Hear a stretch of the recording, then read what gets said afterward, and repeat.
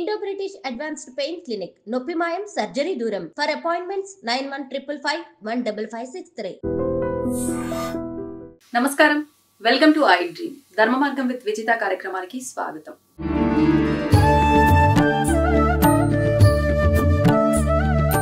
అసలు ఇప్పుడు మనం కొత్తగా మన ధర్మం గురించి మాట్లాడడానికి ఏముంది అంటే ఇప్పుడు కొత్తగా వచ్చిందైతే కాదు, ఎప్పటి నుంచో మన పురాణాల నుంచి కూడా ఎంతో మంది ఋషులు పెద్దవాళ్ళు చెప్పిన మాటే. ఋషులని ఎక్కిరించడం నేర్చుకున్నారు, పిచ్చి పిచ్చి వ్యసనాలకి అలవాటు పడి నేర్చుకున్నారు.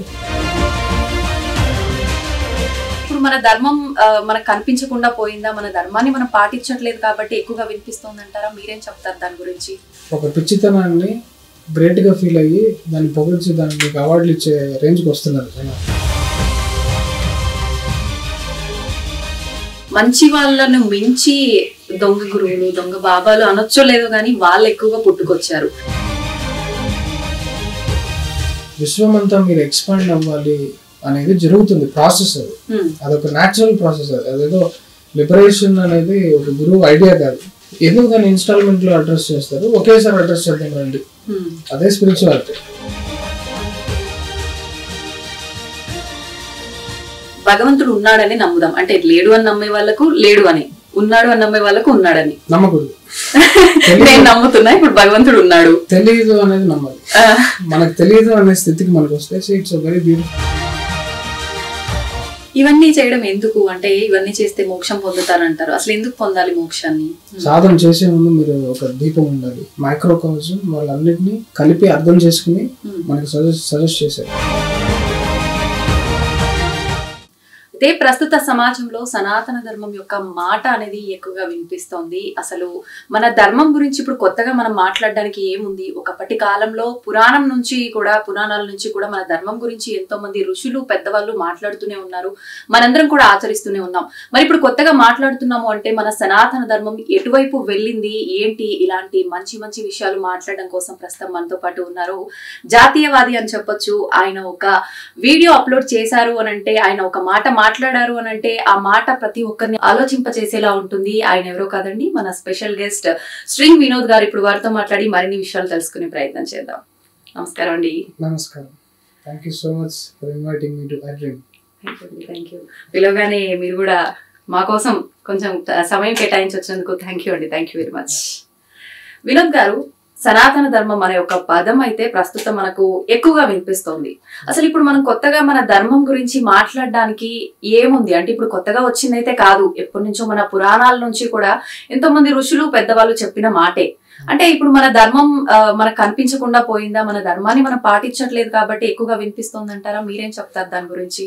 ఋషులని ఎక్కిరించడం నేర్చుకున్నారు, పిచ్చి పిచ్చి వ్యసనాలకి అలవాటు పడి నేర్చుకున్నారు. వ్యసనాలకు అలవాటు పడడం ఏంటంటే, జనాలు మందు తాగి సిగరెట్ తాగి ఇవన్నీ చేస్తే ఏదో మంచి కిక్ ఇస్తుంది, చాలా బ్లెస్ ఇస్తుంది అని అనుకుంటారు. కానీ అది మీకు అడిక్షన్ మాత్రమే ఇస్తుంది. దాంతో మీ ఆరోగ్యం పాడవుతుంది. అయినా కూడా జనాలు ఆ పట్టించుకోకుండా, అంటే ఒక పిచ్చితనాన్ని గ్రేట్గా ఫీల్ అయ్యి దాన్ని పొగిడిచి దానికి మీకు అవార్డులు ఇచ్చే రేంజ్కి వస్తున్నారు జనాలు. పాన్ ప్యాకెట్లు పట్టుకునేవాడిని ఫోటోలో చూసి ఫాలో అయ్యే యూత్ ఋషిని ఎందుకు ఫాలో అవుతారు చెప్పండి? యాడ్స్ లో మనకి వీళ్ళెవరు రారు. వాళ్ళు కూడా ఫాలో కాని పద్ధతుల్ని వాళ్ళు అడ్వర్టైజ్ చేస్తున్న వాళ్ళని ఫాలో అవుతున్నారు youth. I don't know what pleasure they are seeking. అంటే దాన్ని గ్రేట్ గా ఎలా ఫీల్ అవుతారో నాకు తెలియదు. స్కూల్ లెవెల్లో కాడి నుంచి మొత్తం జాబ్, పెళ్లి, పిల్లలు, మొత్తం ఒక మనిషి లైఫ్ లో ఆధ్యాత్మికత అనేది లేకుండా చేశారు. యాక్చువల్గా ఎడ్యుకేషన్ రెండు రకాలు ఉంటాయి, భౌతికము ఆధ్యాత్మికము రెండు నేర్పించాలి. మెటీరియల్ స్పిరిచువల్ రెండు. ఓన్లీ మెటీరియల్ నేర్పించి వదిలేస్తున్నారు జనాలు.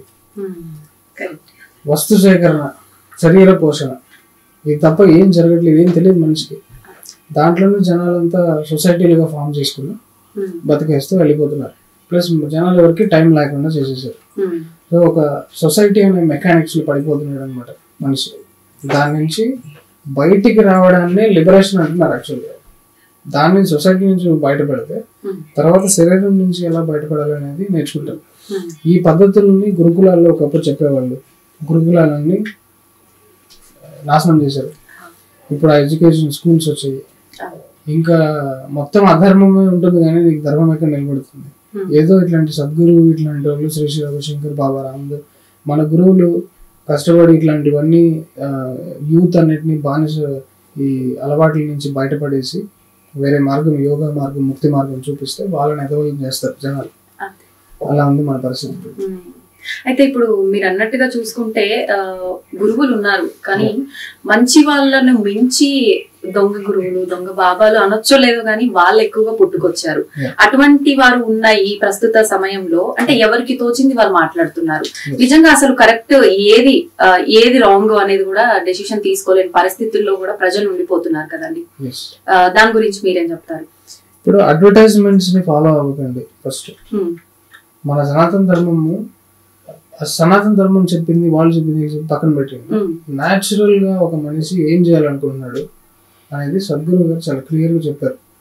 ఇప్పుడున్న మైండ్స్ కి అర్థమయ్యేలా చెప్పారు. న్యాచురల్ గా మీరు ఏం కోరుకుంటున్నారు? మీ మనసుని సాటిస్ఫై అయ్యేవన్నీ తెచ్చుకుంటున్నారు, శరీరం సాటిస్ఫై అయ్యేవన్నీ తెచ్చుకుంటున్నారు. సో ఎక్కడైనా వేరే దాన్ని ఇంక్లూడ్ చేసుకునేదే ఉంది. దాన్ని మీరు ఇన్స్టాల్మెంట్స్ లో ఒకటొకటి చేసుకుంటూ ఎందుకు నాశనం అవుతున్నారు? ఒకేసారి అంతా ఎక్స్పాండ్ అవ్వచ్చు కదా. యాక్చువల్ గా మీరు గమనిస్తే విశ్వం అంతా మీరు ఎక్స్పాండ్ అవ్వాలి అనేది జరుగుతుంది ప్రాసెస్. అదొక న్యాచురల్ ప్రాసెస్. అదేదో లిబరేషన్ అనేది ఒక గురువు ఐడియా కాదు, సనాతన ధర్మం ఇచ్చిన ఐడియా కాదు. మీ న్యాచురల్ ప్రాసెస్ ని ఎందుకు దాన్ని ఇన్స్టాల్మెంట్ లో అడ్రస్ చేస్తారు? ఒకేసారి అడ్రస్ చేద్దాం రండి.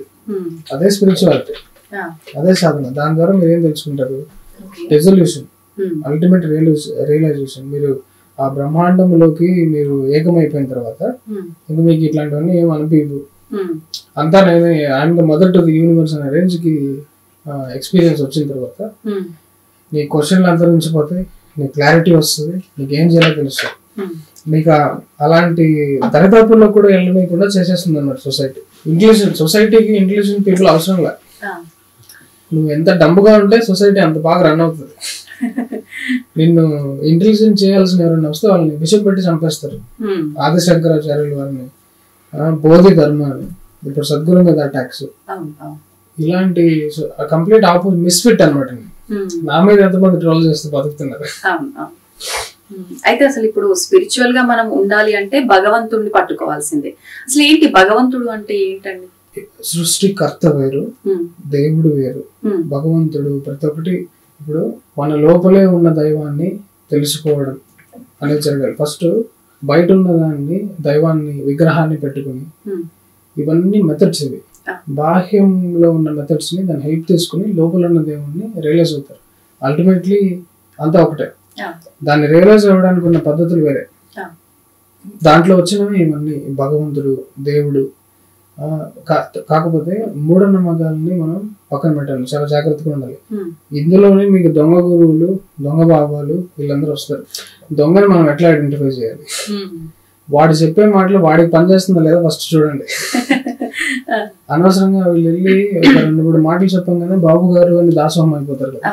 దాని ఫార్ములా ఏంటంటే జనాలు don't look up to anyone, don't look down on anyone అని సద్గురు క్లియర్ గా చెప్పారు. ఆయన అట్లాంటి మాటలు ఆయన చెప్తున్నాడు కాబట్టి ఓకే ఇది ఇట్ మేక్స్ సెన్స్ అని మనకే అనిపిస్తుంది కదా. మనం వేరే వాడిని పైకి ఎందుకు ఎత్తేయాలి, నిజంగా కింద కింద తొక్కేయాలి. Look at it the way it is. అలా చూసినప్పుడు మీకు క్లారిటీ వస్తుంది. ఇలాంటి మాటలన్నీ చెప్తున్నారు కాబట్టి ఓకే ఈయన దగ్గర మ్యాటర్ ఉంది. ఓకే, ఇప్పుడు మనం కొంచెం తెలివిగా ఉంటే గానీ ఇవన్నీ తెలుసుకునే ప్రయత్నం చేయాలి. చాలా చోట్ల నేను ఇప్పటికే చాలా చోట్ల చెప్పాను. ఈ డైలాగ్ అందరూ రాసి పెట్టుకోవాలి, మేబీ షార్ట్స్ చేసి వైరల్ చేసుకోవాలి. మోసం చేయడం కంటే మోసపోవడమే అతి పెద్ద క్రైమ్. భగవంతుడు మనకు అన్ని విధాల ఇంటెలిజెన్స్ ఇచ్చాడు, తెలివితేటలు ఇచ్చాడు. వేరే వాడు మోసం చేస్తున్నాడు విక్టిమ్ కార్డ్ లో పోయి దళిత కార్డు వేయడం కాదు. మనకుందా సెన్స్, దాన్ని వాడండి. ఎవరిని మోసం చేయలేడు. అన్లెస్ అంటే మీకు ఫిజికల్ గా ఏమైనా హార్మ్ చేస్తున్నారా, ఎస్ నేను వచ్చి కాపాడతా.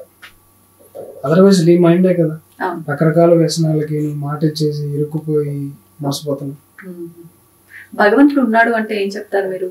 మాటలోనే ఉన్నాడు లేదు అనే క్వశ్చన్ లేదు యాక్చువల్. కాకపోతే దాన్ని నమ్మండి అని నేను చెప్పను. నమ్మకం వేరే. అదే మీరు ఉన్నాడు మీరు నమ్మేశారంటే అది గుడ్డి కాదు. మీకు తెలియదు, లేదు అనేవాడు కూడా తెలియదు. అరే ఇద్దరు పిలిచి సాధనలో పెట్టాలి యాక్చువల్గా. పని చేయండి, హఠయోగా ఇవన్నీ చేయండి. అప్పుడు మీ లోపల ఉన్న ఈ శక్తులు ఇవన్నీ మీకు పరిచయం అయినప్పుడు ఆటోమేటిక్గా అది ఏంటో తెలుస్తుంది. నేను ఇక్కడ ఇందాక ఒకటి సగంలో చెప్పాను, దేవుడు వేరు, సృష్టికర్త వేరు. దేవుళ్ళు ఇంకా మోక్షస్థితిని పొందని వాళ్ళు ఉంటారు, వాళ్ళకు కూడా ఒక రెల్మ్ ఉంటుంది, వాళ్ళకు కూడా కష్ట నష్టాలు యుద్ధాలు ఉంటాయి. ఇంద్రుడు వీళ్ళందరూ కొట్టుకోవడాలు జరుగుతూ ఉంటాయి కదా, మనం స్టోరీలు చదువుతూ ఉంటాం. సో అల్టిమేట్ అనేది దేవుడు కాదు, అల్టిమేట్ అనేది సృష్టికర్త అంటే శివుడు. శివుడు అనే పేరు శివ అంటే ఎంటీ స్పేస్ అని చెప్పాడు, దట్ విచ్ ఇస్ నాట్ అని చెప్పాడు Sadhguru. That is the most appropriate definition of Shiva. Shivanga అనే ఒక సాధన కూడా ఇస్తున్నాడు సద్గురు. అంటే ప్రపంచం విశ్వం అంతా కూడా శివుని అంగాలు అనే టైప్ లో. అంటే మనము మీరు పేరుతో ఏదైనా ప్రాబ్లం ఉంది, సద్గురుతో ఏదైనా ప్రాబ్లం ఉంది అంటే ఆ పదాలు వాడేసి దట్స్ వై రోజు వస్తాడు మళ్ళీ మధ్యలో. ఏంటంటే ఆయన అసలు గాడ్ అనే పదం వాడకుండా క్రియేటర్ అంటాడు. అదైతే ఉంది కదా, ఎంటీ స్పేస్ అయితే ఉంది కదా, ఎంటీ స్పేస్ లో ఉన్న డాట్స్ అయితే ఉన్నాయి. ఇలా కూడా మనం మాట్లాడుకుంటారు కదా, ఆ ఫోర్స్ ని ఇలాంటి వాటి మీద మనం ఇంట్రెస్ట్ చూపించినప్పుడు న్యాచురల్లీ ఈ ఫిజికల్ వరల్డ్ మీద వీటి మీద ఇంట్రెస్ట్ పోతుంది. We have seen it all, ఇదంతా చూసేసాం. దీంట్లో నువ్వు చూడడానికి ఏముంది ఎట్లంటే ట్రాప్ అయ్యి మళ్ళీ ఆ సైకిల్స్ లో రెపిటేషన్స్ కొట్టడం తప్ప కొత్తదేమీ లేదు అని తెలుసుకున్న వాళ్ళే విశ్వాన్ని ఎక్స్ప్లోర్ చేయడం స్టార్ట్ చేశారు.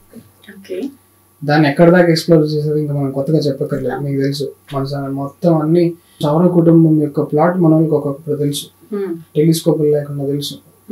ఎలా చేసిండాలి, ఒక ఆస్ట్రాలజీని ఎలా చేశారనేది చూస్తే మీకు మైండ్ బాగ్లింగ్ గా ఉంటుంది. ఇప్పుడున్న సైంటిస్టులు పనికిరారు, అప్పుడున్న ఋషి ఇంటెలిజెన్స్ కి.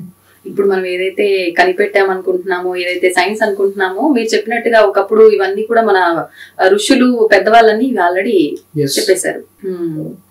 అయితే ఇప్పుడు భగవంతుడు ఉన్నాడని నమ్ముదాం, అంటే లేడు అని నమ్మే వాళ్ళకు లేడు అని, ఉన్నాడు అని నమ్మే వాళ్ళకు ఉన్నాడని నమ్మకూడదు.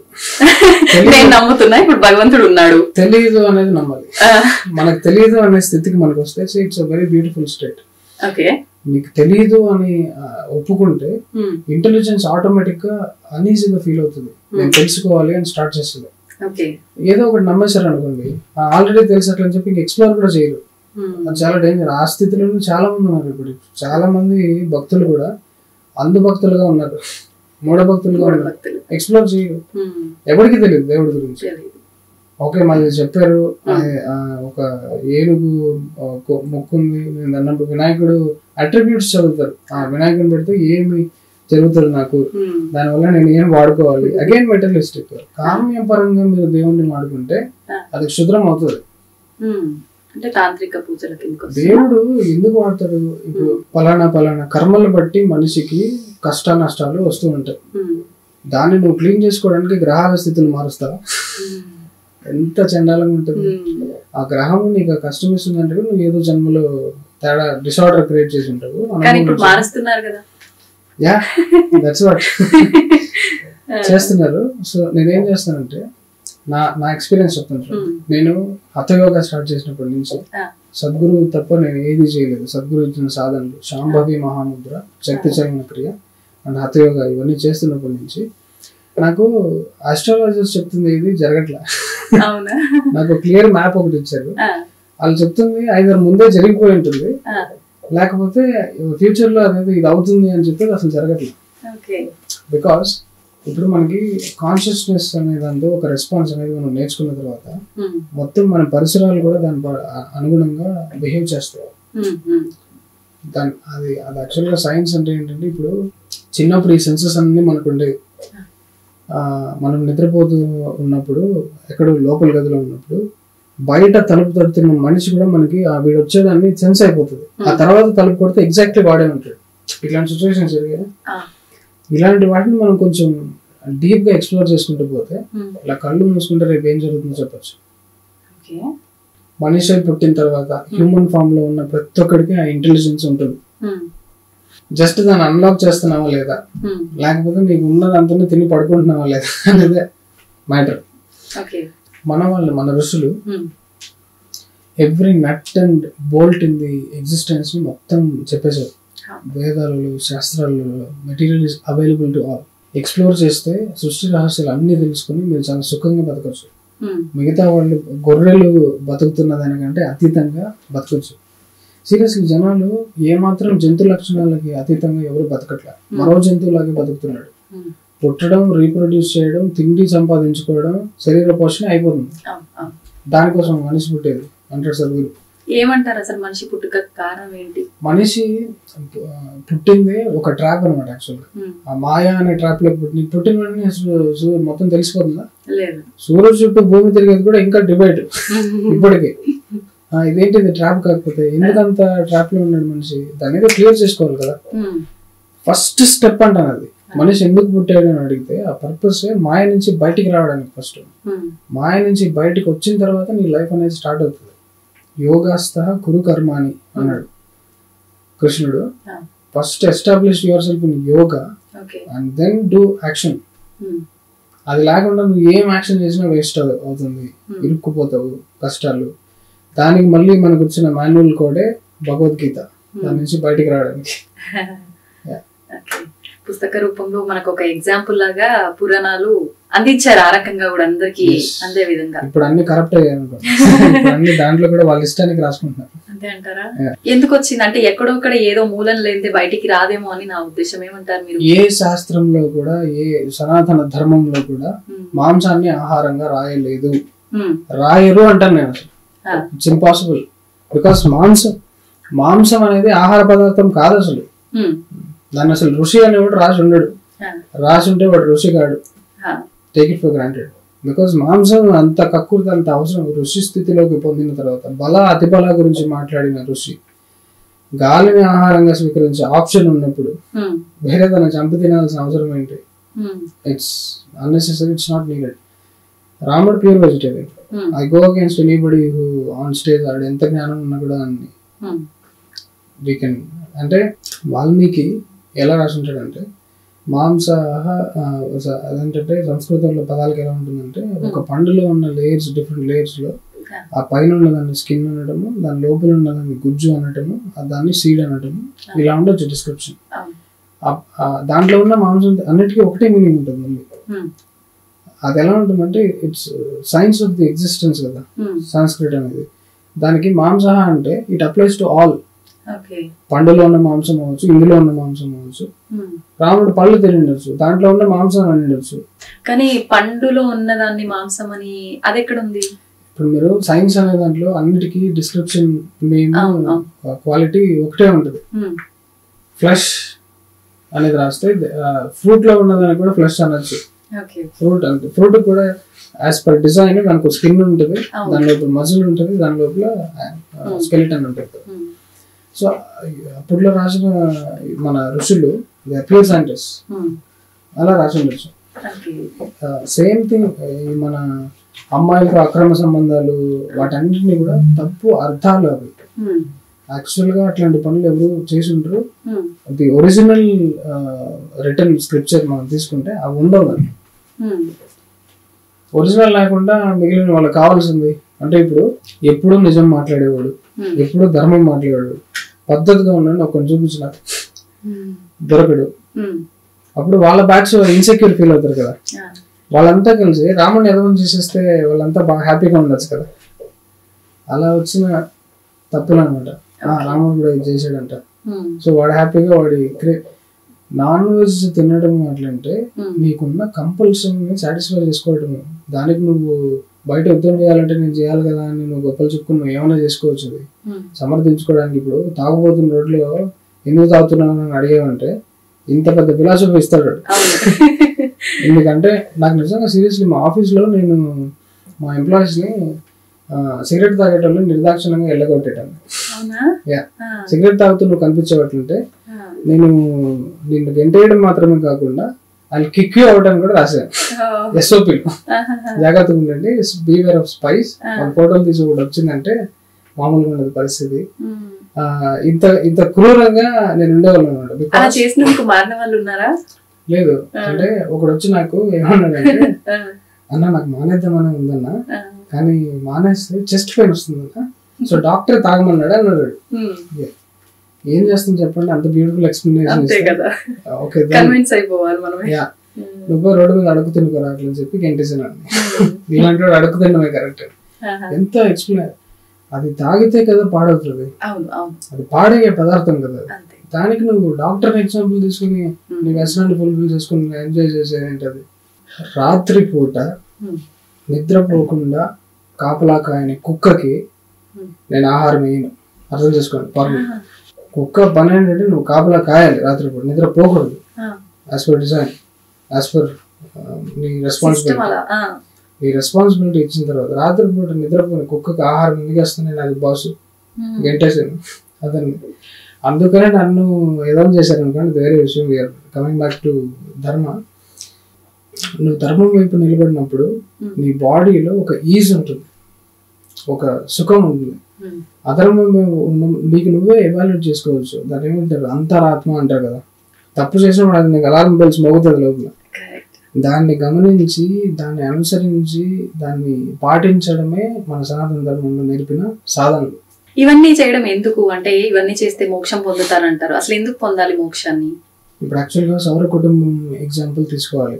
సౌర కుటుంబం ఇక్కడ దీపం పెట్టాను అనుకోండి, దాని ఆరా, దాని ఫీలింగ్, అదొక మంచి ఫీలింగ్ ఇవ్వడం మనం గమనించవచ్చు. యాక్చువల్గా కోటి దీపోత్సవం జరుగుతుంది, అక్కడ ఉన్న ఫీలింగ్ ఒకలాగా ఉంటుంది. నెయ్యి దీపాలు పెడితే ఇంకా బాగుంటుంది. ఇప్పుడు మన సోలార్ సిస్టమ్ అనేది తిరుగుతున్న కక్షలో పాలపుంత అంటే మిల్కీవే గెలాక్సీకి చాలా దూరంగా ఉంటుంది. అంటే దీపానికి దూరంగా ఉంటుంది, అంటే అంధకారంలో ఉంటుంది. ఆ అంధకారమే కలియుగం, కలి ప్రభావం ఎక్కువ ఉంటుంది. ఇక్కడ ఇట్లాంటి పిచ్చి పిచ్చి క్వశ్చన్లు, డౌట్లు, దాన్ని ఫ్యాషనబుల్ గా ఫీల్ అవ్వడాలు, ఇవన్నీ ఇక్కడ డౌట్స్ ఎక్కువ ఉంటాయి. మీరు కానీ దగ్గరికి వెళ్ళారు అనుకోండి, న్యాచురల్ గా యూ విల్ బి మెడిటేటివ్. అప్పుడు చూడండి, బ్రహ్మగుప్తుడు, కనాదుడు, యోగులు ఎట్లుండేవాళ్ళు అంటే అసలు వాళ్ళకి ఆస్ట్రానమీ, ఆ క్యాలిక్యులేషన్ ఇప్పుడు అంత డెప్త్ లో ఆలోచించే వాళ్ళు కూడా లేరు. ఒక 2-3 లాజిక్లు ఎక్కువ మాట్లాడితే బ్రెయిన్ ఆగండి అంటుంది, అంత దూరం వెళ్ళదు. సో దానికోసమే మన సనాతన ధర్మంలో ఈ దీపం అనేది వచ్చింది. ఇంట్లో ఒక దీపం పెట్టండి, సాధన చేసే ముందు మీరు ఒక దీపం ఉండాలి. మైక్రోకాజం అండ్ మైక్రోకాజం వాళ్ళన్నిటినీ కలిపి అర్థం చేసుకుని మనకి సజెస్ట్ చేశారు. వీటి ద్వారా మనం వాడుకోవాలి. ఇప్పుడు స్పిరిచువాలిటీ అనేది ప్రత్యేకంగా జనాలు ఎవరు చేయాల్సిన పని కాదు. అది యాక్చువల్గా యూఆర్ ఆల్రెడీ స్పిరిచువల్. స్పిరిచువాలిటీలోనే పుట్టావు. ఆస్తికుడు నాస్తికుడు నా గర్భం నుంచి వచ్చాడని విష్ణుమూర్తి ఎలా చెప్పాడు. సో ఆట జరుగుతుంది అనమాట. అంటే పంచభూతాల యొక్క మిస్చిఫ్ చూడండి, మిమ్మల్ని తయారు చేసిన పంచభూతాలే ఉన్నాయా అని క్వశ్చన్ చేసేలాగా తయారు చేసిందంటే you understand the mischief of the design. అంత దారుణంగా ఉంటది కాబట్టి దాని నుంచి ఎస్కేప్ అవ్వాలంటారు యోగులు. దాన్ని ముక్తి అంటారు అనమాట. ఎద్దరై నాన్సెన్స్. ఒకసారి వస్తే ఇంత మోసమా, ఇంత మోసాన్ని త్యజించిన అంటే మన వాళ్ళ బ్రిలియన్స్ చూడండి. అక్కడ ఒక దారి కనుక్కున్నారు, దాన్ని కూడా దాటి మళ్ళీ దీనిలో ఇరుక్కోపోకుండా చూస్తున్నారంట. సో ఇక్కడ ఏం జరుగుతుంది భూమి మీద మీరు గమనిస్తే, ప్రతి ఒక్కడు దేవుడు అవ్వాలనే ప్రయత్నంలో ఉన్నాడు. ఆస్తికుడు నాస్తికుడు కూడా, సైంటిస్టులు కూడా. ఎందుకు? మైక్ దీని లోపల నుంచి వచ్చింది, ఇది లాజిక్ తెలుసు కదా. కళ్ళు కెమెరా డిజైన్ చేసాయి, ఆ బ్రెయిన్ కంప్యూటర్ డిజైన్ చేసింది. సో వాడు ఏం చేస్తున్నాడు, హ్యూమన్ బీయింగ్ నే ఎక్స్ప్రెస్ చేసుకుంటున్నాడు డిఫరెంట్ యంత్రాల రూపంలో. అండ్ ఇది తప్ప మరి ఏది చేయలేడు. మీరు ఇప్పుడు కార్ వచ్చింది అనుకోండి, దాంట్లో ఉన్న గేర్ సిస్టమ్ అది న్యూట్రల్ లోకి వెళ్ళి ఇంకో దానిలోకి ఎందుకు వెళ్తుంది? అది బ్రెత్ మెకానిజం. కూర్మ నాడి ఒక న్యూట్రల్ స్టేట్ లోకి వెళ్ళి ఇంకో నాడి 72,000 గేర్స్ ఉంటాయి మనకి. ఒక్కొక్క గేర్ లో ఒక్కొక్క ఫీలింగ్ ఎక్స్ప్రెస్ అవుతూ ఉంటుంది. దాన్ని స్టడీ చేశారంటే మీరు ఇంకా చాలా చూడాలి. అంటే అప్పుడు హిప్నాటిజం నేర్చుకోవాలంటే యాక్చువల్గా మర్మకళలో ఇదే ఉంటుంది. యాక్చువల్ మీరు నాడీ కంట్రోల్ నేర్చుకుంటేనే మీకు అర్థమవుతుంది. అంటే పక్కనోడి శ్వాస మీద నీకు పట్టు, నీ శ్వాస మీద నీకు పట్టుంటే మిగిలిన నీకు అంటే అర్థమవుతాయి. సో డిఫైన్ చేద్దాం. స్పిరిచువాలిటీ అంటే మెటీరియలిస్టిక్ అంటే ఏంటి? స్పిరిచువాలిటీ అంటే subtle aspects of same life ని నువ్వు అనుభవించడం. మెటీరియలిస్టిక్ అంటే గ్రాస్ లైఫ్ ని అనుభవించడం. ఈ రెండు సెపరేట్, డిఫరెంట్ కాదు. There is gross and there is subtle aspects. Gross లోనే బతికి పందుల్లాగా వెళ్ళిపోయాడు మెటీరియల్. కొంచెం సటిల్ ఆస్పెక్ట్స్ కూడా ఉన్నాయి. కంటికి కనబడని కూడా నాడులు వీటన్నిటి ఉన్నాయి, వాటిని స్టడీ చేసి ఎక్స్పీరియన్స్ చేసుకుంటే యూఆర్ స్పిరిచువల్. రెండు బ్యాలెన్స్ చేయడం కష్టమా ఒకరు? బ్యాలెన్స్ కదా, స్పిరిచువాలిటీ చేయకపోతే ఎదవల్లాగా బతుకుతాం అంతే.